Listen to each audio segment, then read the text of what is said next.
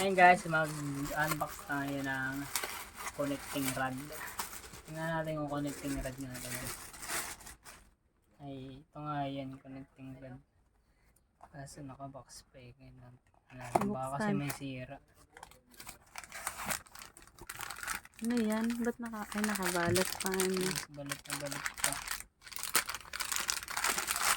Baka naglagay ka ng protection, ganon?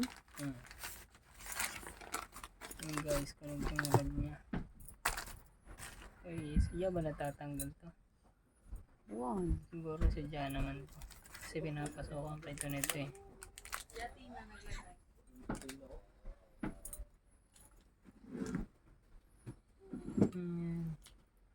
Bago ba yan, eh? Ba't parang itim? Heat treatment eh. Gawa kasi sin sa heat treatment. Ganito dati trabaho ko, heat treatment. Sinusunog yung ganito para tumibay siya sabay pag ano. Check nila yan kung may mga karakingan.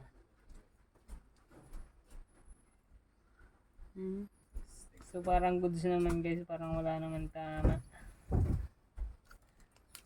Order yan sa Shopee. Matibay yun sa Shopee? Mga ganyan? Oo. Balik na natin. Bigyan na natin to sa mag-aayos. Balik mo sa box.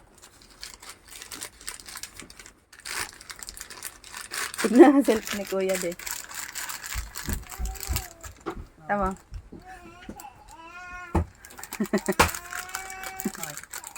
Laglag sa motor. Gahi, no? Ewan ko sa iyo. Eh, wala na ako. Huwag mo nang anuhin yan at wala na akong ano mamaya. Isil, ganaw. Magpinig ka rin ako.